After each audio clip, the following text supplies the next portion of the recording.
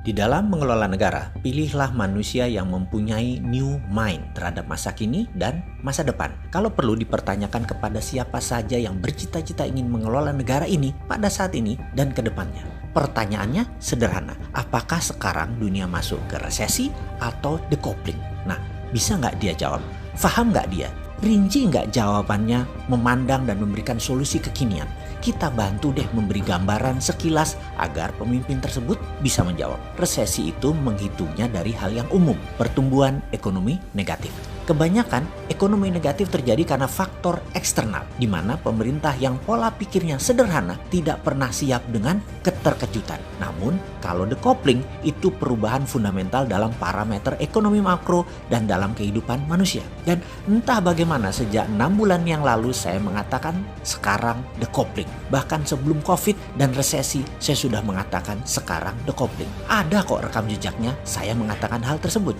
Karena pendapat bahwa dunia decoupling atau bahasa sederhananya adalah keterputusan dengan masa lalu. Maka kelolaan organisasi harus berubah. Untuk hal ini sejak 1 tahun yang lalu organisasi kami sudah bergeser ke arah digital secara murni. Yang mana semua dibangun sejak 2018. Efek decoupling tambah COVID, tambah resesi, tambah perang Tiongkok Amerika. Ini seru, ini peluang. Sebelum kita bahas peluang, kita bahas lebih dalam tentang decoupling. Saat ini ada 20% pekerjaan jenis baru yang 10 tahun yang lalu tidak ada. Misalnya profesi Chief Content Creator, jenis pekerjaan digital marketing. Itu macam-macam profesi yang 10 tahun yang lalu belum ada. Lah sosmed juga belum ada kok 10 tahun yang lalu. Masih belum semasif sekarang. Sungguh banyak profesi yang baru muncul bahkan di 3 tahun ini, misalnya yang namanya graphics designer. Dulu kerjanya hanya di dunia percetakan, di dunia media. Mendadak dunia cetakan berkurang jauh, bergeserlah mereka ke sosial media. Kebutuhan mendadak meningkat menjadi 1000% setiap tahunnya sejak 3 tahun terakhir ini. Profesinya ada sejak lama, namun mendadak menjadi kebutuhan utama. Itu siapa yang kira? Di masa depan, di tahun 2030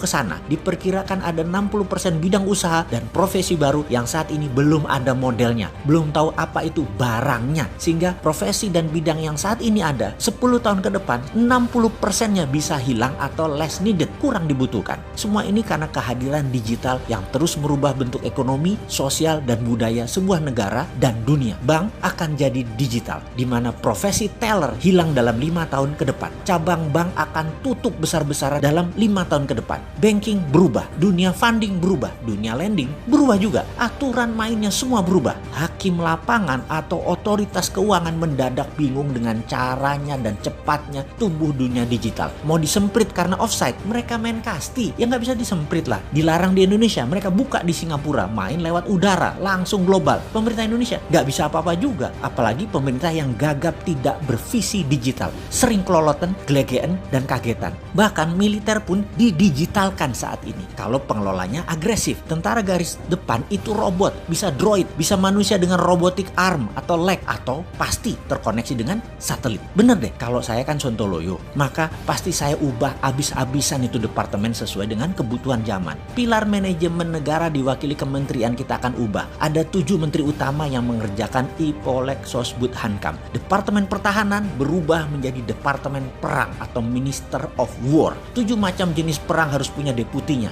Military warfare, digital data informational warfare, economic warfare, biological warfare, dan lain sebagainya. Juga untuk Indonesia mendapatkan pemimpin terbaik, juga rapih tata kelola negaranya. Akan ada lagi yang namanya Dewan Pertimbangan Agung atau DPA. DPA adalah wakil dari para pemangku adat, ulama, dan trah Kasultanan Keraton Nusantara. Kemudian juga akan hadir lagi fraksi TNI, Polri, dan ASN masuk DPR kembali, di mana suara di Komisi TNI, Polri, dan ASN masing-masing 5%. Semua wakil rakyat dari TNI, Polri, dan ASN adalah pejabat yang masih aktif yang bisa dipergilirkan setiap 1, 2, 3 tahun tergantung pimpinan mereka. Dalam pemilihan presiden, suara rakyat adalah 80%, suara DPR 10%, suara DPA 5%, suara MPR MPR 5%. DPR, MPR, DPA menyetujui GBHN garis besar haluan negara 100 tahun Indonesia, di mana setiap pemerintahan yang menjabat harus mempunyai cara untuk mencapai target tersebut atau nation interest tersebut. Misalnya, GBHN Indonesia Emas 100 tahun merdeka, yaitu di tahun 2045, yaitu 25 tahun dari sekarang. Indonesia memiliki kekuatan pendidikan nomor 3 besar, ekonomi nomor 2 besar dunia, teknologi 3 besar dunia, sistem kesehatan 3 besar dunia, kendali pangan nomor 1 terbesar di dunia, pertahanan keamanan nomor 3 terbesar di dunia, kendali informasi nomor 3 besar dunia, kendali sistem keuangan 3 besar dunia, kendali energi terbarukan dan baterai nomor 1 di dunia. Lalu dalam 75 tahun kemudian, hingga tahun 2120, Indonesia kendalikan sepertiga dunia secara pengaruh di bidang budaya, kesenian, keuangan, teknologi, kesehatan, informasi, dan menjadi pemimpin dalam mengeksplor kehidupan manusia di Mars. Mars menjadi the next frontier, di mana mineral tambang adalah sumber yang dapat membuat bumi menjadi bertahan dalam jangka panjang. Jarak 8 bulan saat ini perjalanan dari bumi ke Mars hanya 3 hari dalam teknologi yang dipimpin Indonesia di tahun 2120. Saat itu tambang mineral Mars mayoritasnya adalah milik Indonesia.